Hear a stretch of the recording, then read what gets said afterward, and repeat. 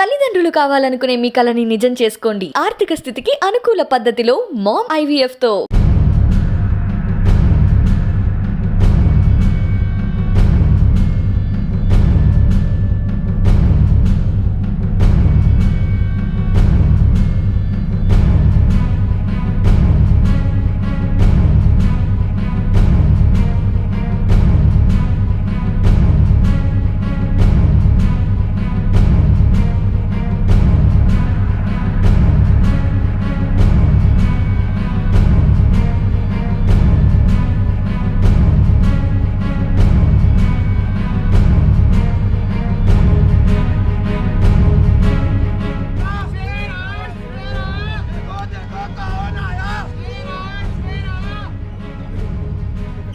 ఎలా అనిపిస్తుంది అసలు మల్కాజ్గిరి కాన్స్టిట్యుయెన్సీ? అద్భుతంగా ఉంది మేడం, ఎందుకంటే గెలుపు సింపుల్ గా వచ్చేస్తుందని నేను నమ్ముతున్నాను. ఇక్కడ నుంచి బీఆర్ఎస్ ఎమ్మెల్యేనే ఉన్నారు, కాకపోతే ఆయన చేసినటువంటి పనులు లేకుంటే చేసిన లూజ్ టాక్ అగ్రెసివ్నెస్ వల్ల ఆయన ఇక్కడ నుంచి వెళ్ళిపోవాల్సి వచ్చింది. కేసీఆర్ గారి మీద ఉన్న విశ్వాసం అంటే అది ఆ లెవెల్, అంటే ఆయన ఉంటే జవహర్ నగర్ లో 50,000 పట్టాలు ఇప్పించగలిగినారు. కాంగ్రెస్ లో వెళ్ళడానికి ఆయన 10 మంది నాయకులను కూడా మాట్లాడుకొని రెడీ చేసుకొని తీసుకొని వెళ్ళిండు. What they are expecting from you? Malkajgiri కూడా ఒక మోడల్ నియోజకవర్గం కావాలనేది వాళ్ళు ఆశిస్తారు. అప్పుడే కదా మన ల్యాండ్ ఆఫ్ ఆపర్చునిటీ అవుతుంది. మీరు అరుంధతి హాస్పిటల్స్ దాంతో కూడా మీరు సేవలు చేస్తూ వస్తున్నారు. ఇవాళ ఫ్రీగా ఓపెన్ హార్ట్ సర్జరీ చేసే ఏదైనా హాస్పిటల్ ఉందంటే అది మా హాస్పిటల్. జోబులో రూపాయి లేకున్నా హాస్పిటల్లో అడుగు. ఎటువంటి కార్డు, ఏ ప్రాంతము, ఏ కులము, ఏ మతము, ఏది కూడా అక్కడ అడుగు. యూజువల్ గానే రాజశేఖర రెడ్డి గారు అనగానే మల్లారెడ్డి గారు కూడా గుర్తొస్తూ ఉంటారు. సో ఆయనది ఎలా ఉందండి కోఆపరేషన్ కావచ్చు మిగతావన్నీ? ఇద్దరు వ్యక్తుల ద్వారా ఎక్కువ ఇన్స్పైర్ అయినా, అంటే ఆయనతో నేను చాలా నేర్చుకున్నాను. ఎందుకంటే అదే విధంగా బిజినెస్ లో నేను ఇన్స్పైర్ అయింది. ఇద్దరు వ్యక్తులు చాలా ప్రభావితం చేశారు. తర్వాత పొలిటికల్ కి వచ్చినప్పుడు కేసీఆర్ గారు నాకు ప్రభావితం. అతి పెద్ద నియోజకవర్గం కాబట్టి సో ఎలా చూస్తున్నారు మీరు దీన్ని? మీ మెజారిటీ ఎలా ఉంటుందని మీరు అనుకుంటున్నారు? ఎదుటి వాళ్ళకి డిపాజిట్ కూడా దక్కుతుందని నేనైతే అనుకోవట్లేదు. నమస్తే, నేను Kavitha. Welcome to I Dream News. హైదరాబాద్లోను, అందులోను పర్టికులర్గా తెలంగాణలో చూస్తే అతిపెద్ద నియోజకవర్గం మల్కాజ్గిరిలో ప్రస్తుతం పరిస్థితులు ఎలా ఉన్నాయి? ఇక్కడి నుంచి కంటెస్ట్ చేస్తున్నటువంటి బీఆర్ఎస్ క్యాండిడేట్ మర్రి రాజశేఖర్ గారు ప్రస్తుతం మనతో పాటుగా ఉన్నారు. రాజశేఖర్ గారు, వెరీ గుడ్ మార్నింగ్ అండి. గుడ్ మార్నింగ్ అండి. గుడ్ మార్నింగ్ కవిత గారు. ఎలా ఉంది?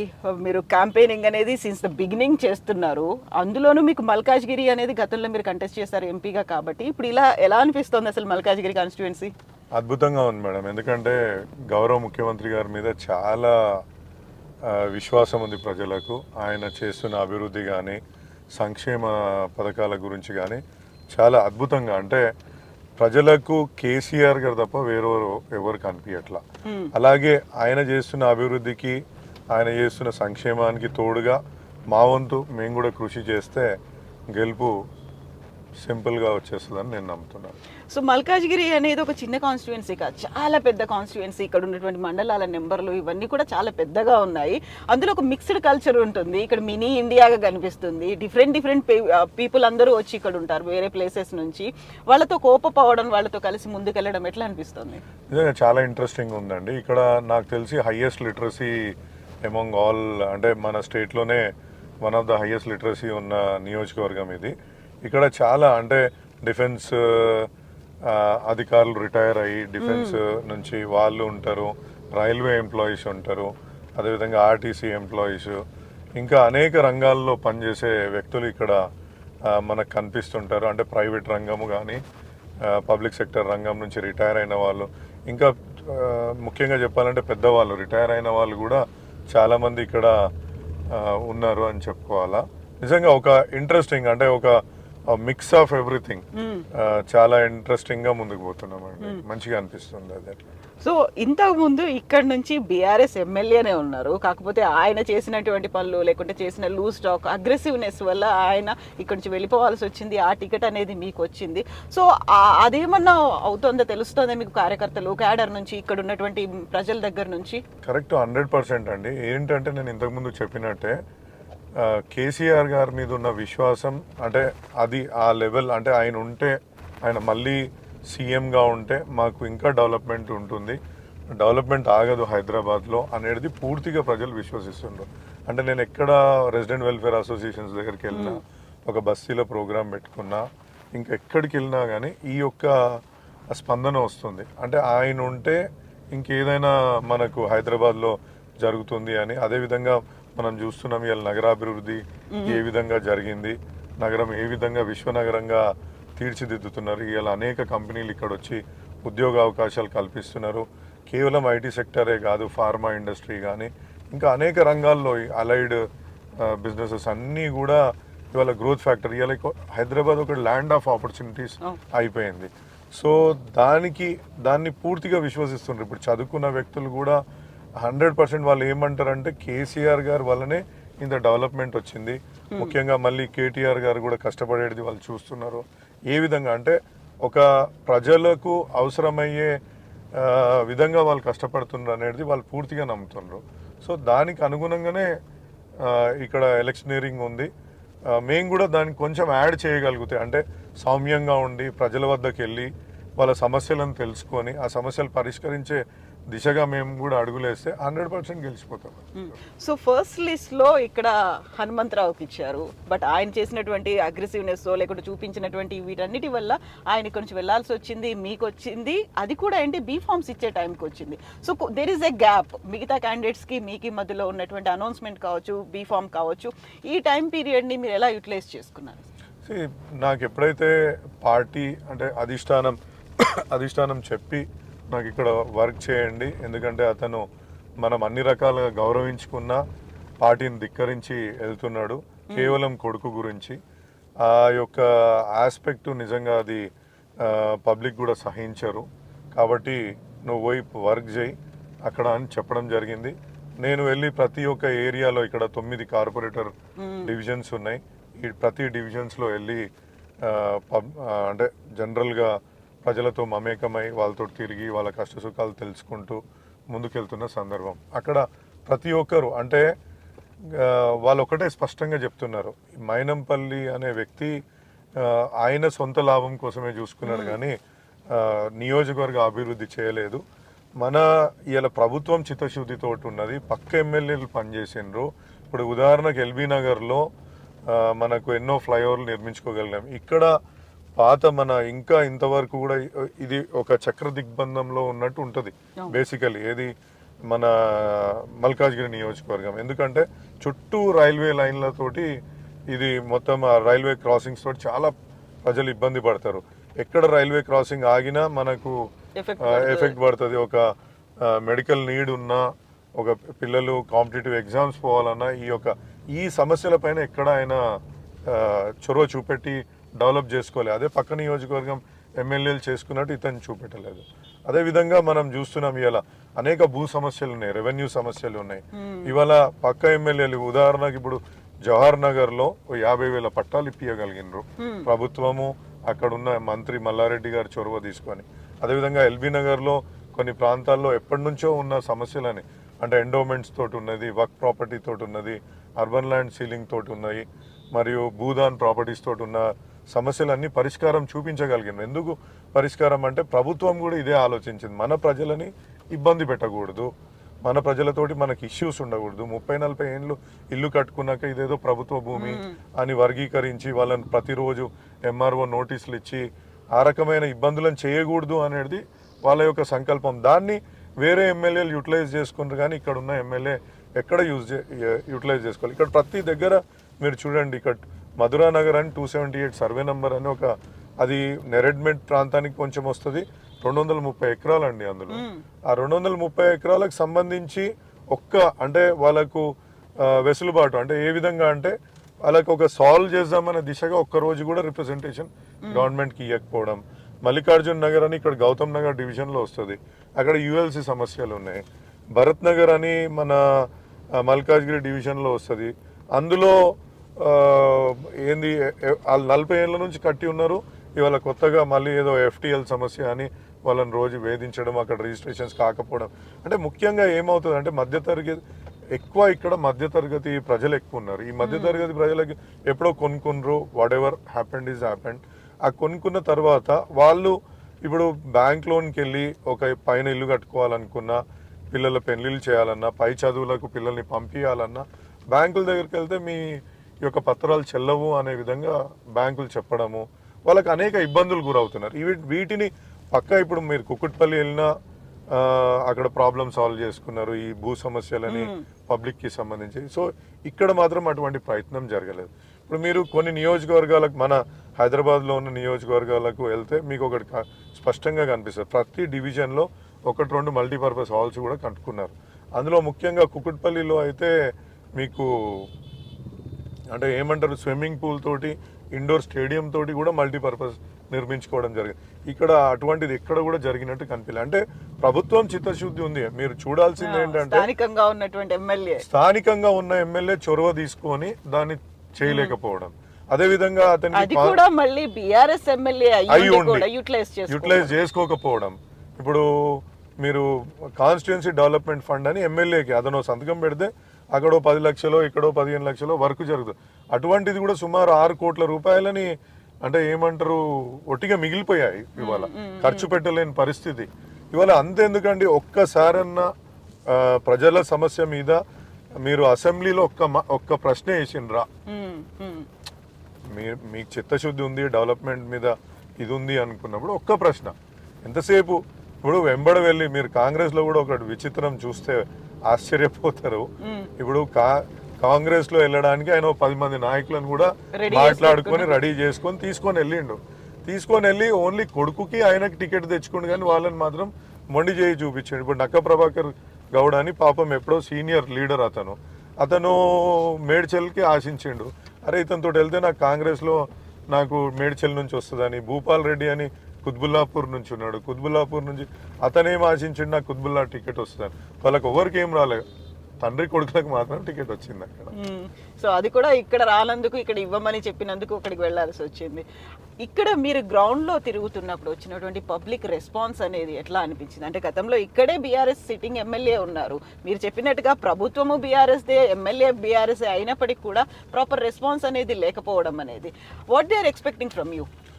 డెఫినెట్గా అండి, వాళ్ళు డెవలప్మెంట్ ఎక్స్పెక్ట్ చేస్తున్నారు. ఏదైతే కేసీఆర్ గారిది, కేటీఆర్ గారిది విజన్ ఉందో ఆ విజన్ని మన మల్కాజ్గిరి కూడా అక్కడ అటాచ్ కావాలా. సో దట్ ఏంటంటే మల్కాజ్గిరి కూడా ఒక మోడల్ నియోజకవర్గం కావాలనేది వాళ్ళు ఆశిస్తారు.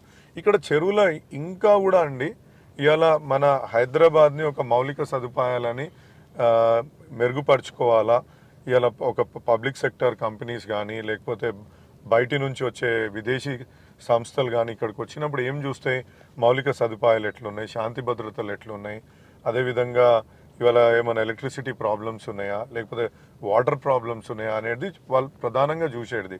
వీటిని అన్నిటినీ నుంచి కూడా హైదరాబాద్ నగరానికి అంటే ఇమ్యూనిటీ ఒక రకమైన మంచిగా చేయాలి. అంటే ఒక ఎక్కడ పోయినా ఈజ్ ఆఫ్ అంటే ఏమంటారు దాన్ని, ముందుకు మీరు దాన్ని ఏమంటారు madam, ease of doing business కాకుండా మీకు ట్రాన్స్పోర్టేషన్ విషయంలో ఇబ్బందులు కలగకుండా hassle free transport, exactly hassle free transport గా పోవడము, అదేవిధంగా ఎక్కడ కరెంటు సమస్యలు లేకుండా. అప్పుడే ఇప్పుడు అలాంటి మౌలిక సదుపాయాలు కల్పిస్తేనే ఇక్కడికి విదేశీ పెట్టుబడులు వస్తాయి, తద్వారా ఉద్యోగ అవకాశాలు పెరుగుతాయి. అప్పుడే కదా మన ల్యాండ్ ఆఫ్ ఆపర్చునిటీ అవుతుంది. సో అటువంటి దానికి ఇక్కడ మల్కాజ్గిరి దూరంగా ఉంది.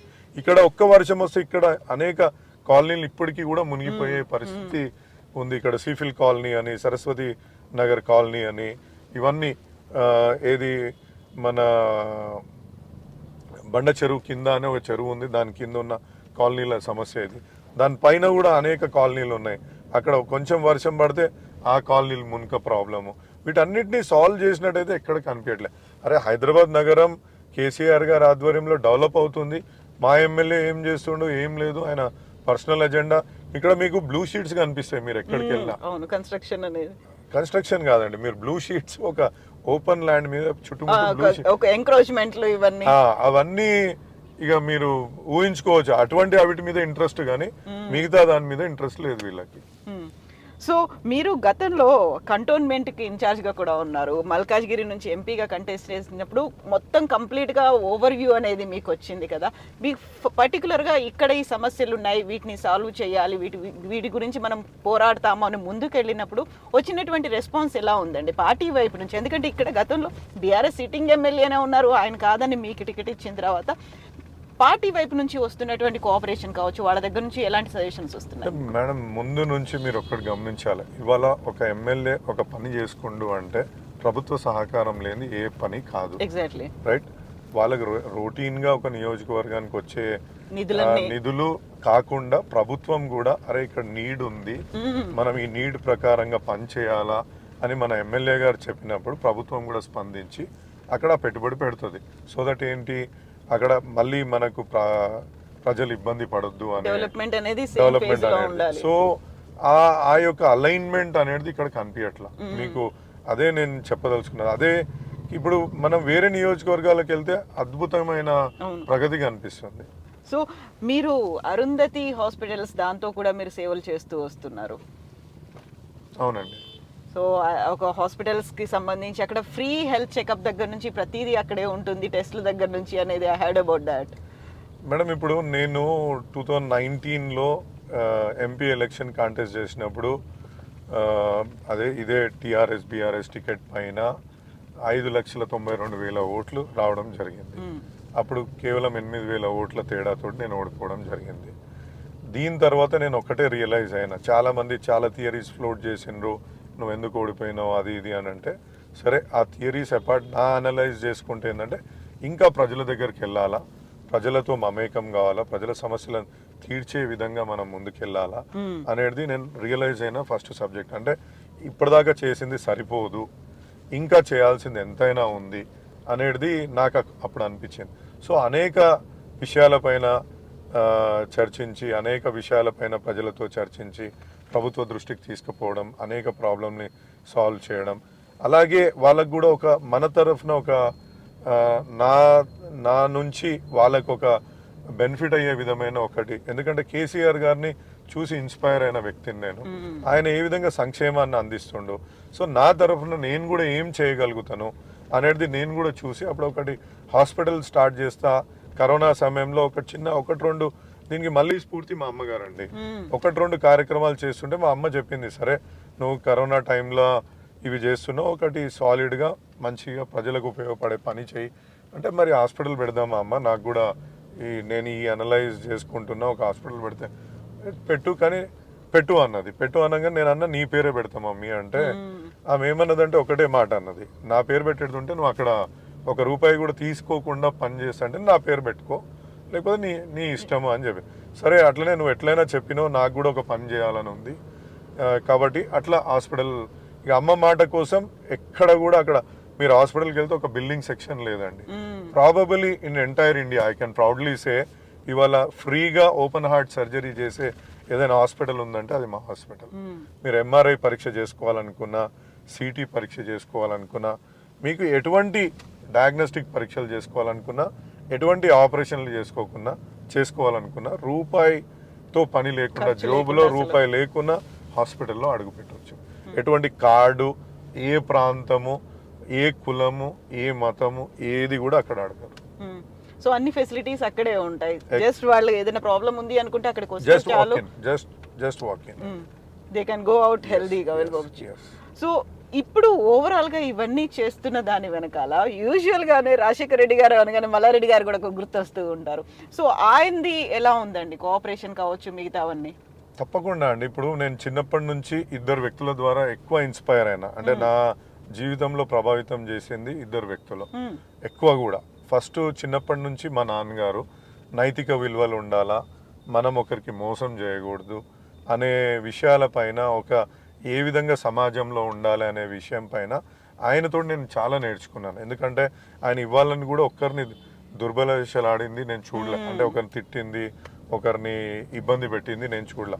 సో ఆ కల్చర్, అదేవిధంగా బిజినెస్లో నేను ఇన్స్పైర్ అయింది మల్లారెడ్డి గారితో. ఓకే. సో ఆయన ఏంటి, బిజినెస్లో మనం ఏ విధంగా ఉండాలా, బిజినెస్ని ఏ విధంగా పైకి తేవాలా, అంటే ఏ రకమైన ఎక్స్పెక్టేషన్స్ ప్రజలు ఆ బిజినెస్ పైన పెట్టుకుంటారు, దాన్ని మనం ఏ విధంగా ఫుల్ఫిల్ చేయాలా అనే దాన్ని నేను అతని ద్వారా నేర్చుకున్నాను.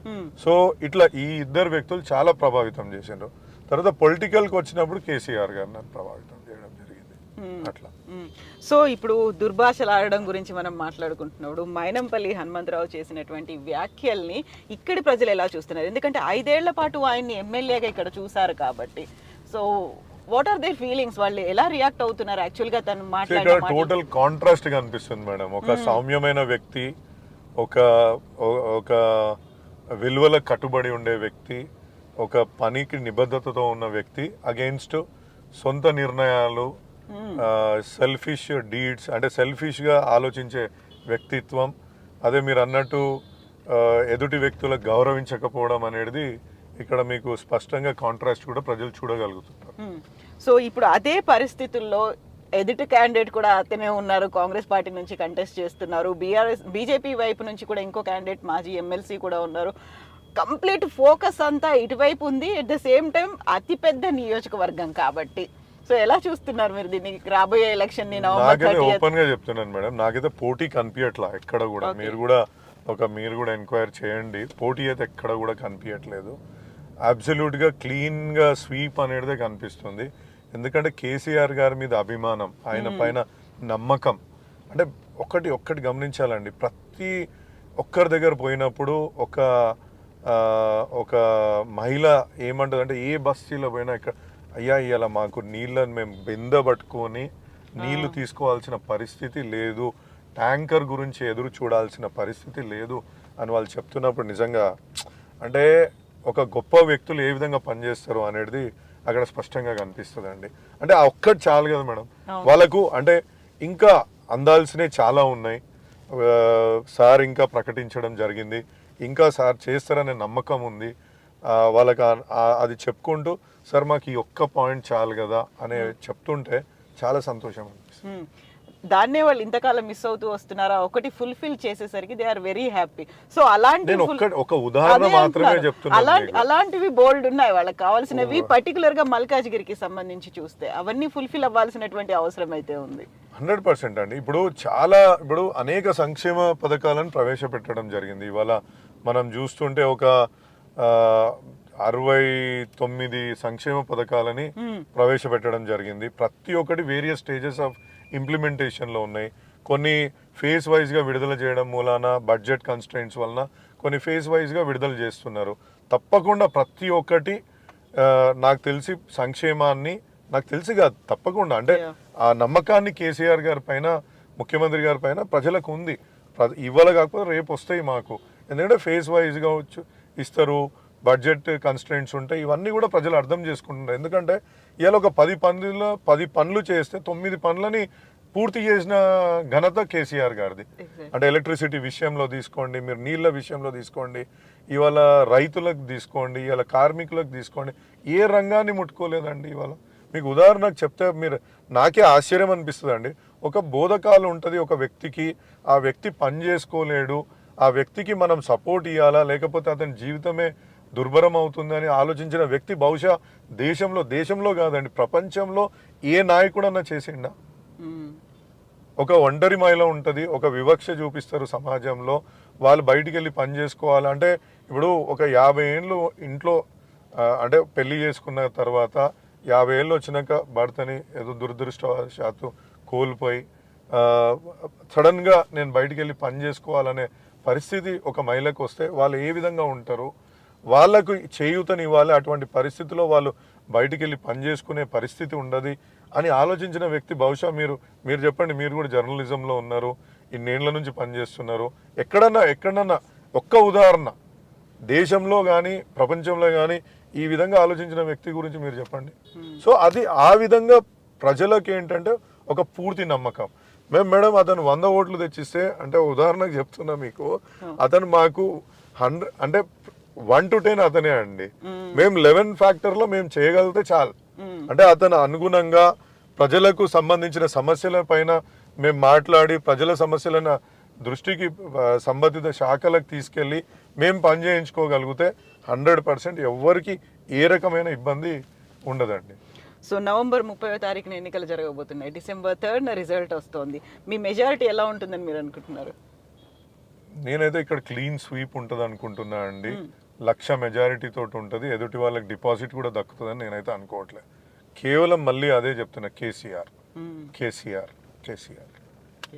Thank you so much and best wishes to you అండి. Thank you. All the best to you. That's all with మరి రాజశేఖర్ రెడ్డి గారు. This is Kavitha signing off.